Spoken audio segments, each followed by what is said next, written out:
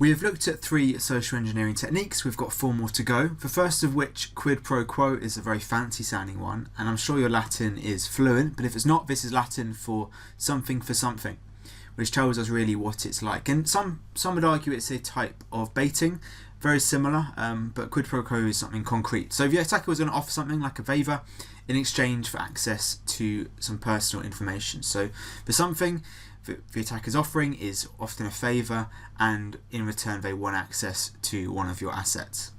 Baiting is offering you something, although you're not choosing to go for that deal, it's more that you've been tricked. To give you an example of a quid pro quo, this example is a very common one. Unfortunately, lots of scams involve IT support technicians, whether legitimate or not legitimate. So maybe you'll get a call from a IT support technician who's going to offer to remove a suspected virus in return for remote access to your computer. So you've got some issue, they're willing to fix this virus you've got, to remove it for you, but they want access to your computer with a remote tool. And many IT technicians will do this legitimately, but maybe a rogue technician will use this remote access to steal some data on your computer. So they offer help initially, but the trick will come later in return for this help. Another technique is tailgating, also called piggybacking, which is when people who are authorized are followed by an attacker to gain access to a secure area. Someone who is authorized has permission to access this secure area. Obviously, an attacker is unauthorized and shouldn't be in there. So one way tailgating may occur is when we have, say, an authorized person using their swipe card to unlock a secure door. So they've got some card, they use it to open the locked door, but maybe out of politeness, they hold the door open for an attacker who is following them in, and the attacker is unauthorized, hasn't used their swipe card because they haven't got a swipe card. This really is exploiting the human vulnerability of politeness and people not wanting to, close the door on someone. They want to hold it open to be polite.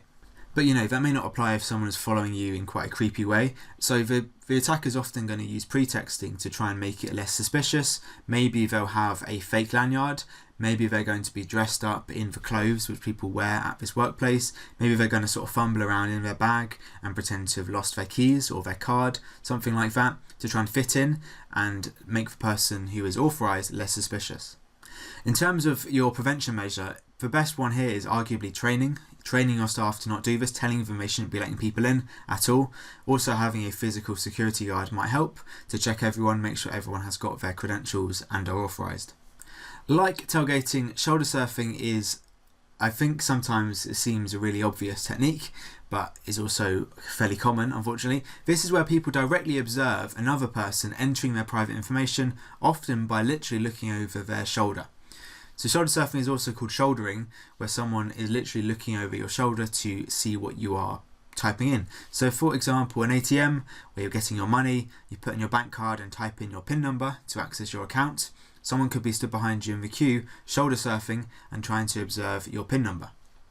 Another example, which is maybe more IT related, is an attacker looking at their colleague's keyboard as they enter their password for their account. So on a screen, usually passwords are sort of pixelated out or blocked out, that you can't see them. But on a keyboard, you can watch where they're typing, and maybe if they're slow, you can see their password. Now, another way to mitigate shoulder surfing is by training, training is good for almost every single vulnerability really, but you could train your staff to make sure they're vigilant, they're looking around once they're putting in personal information, and shielding their PIN number maybe, or shielding their keyboard when they're typing in passwords. The final technique we're going to look at for social engineering is pharming. So pharming is where the attacker creates a fake website which impersonates a trusted one. So victims on this website are tricked to enter information. Here we've got PayPal, a very well-known website for transferring money between people and businesses. Clearly attackers would love to access some of the personal details which are stored by PayPal. So they may create a fake PayPal website which looks very, very similar to the real one and trick people into entering, say, their password and bank details, thinking the website is real. Now, pharming can just be a sort of visual trick, right? It looks similar, but the URL will be different. But it can also be much more sophisticated, where actually attackers can manage to redirect traffic from your real website to your fake one. So maybe you type in paypal.com, but get redirected to the fake website. And so it's much harder to spot that actually it is a pharming attack. And this involves a lot of technical skills behind the scenes to control how your browser connects to the real website. But it can be a mix of both psychological, make it look similar, and also the technical skills of making it actually redirect to the fake website.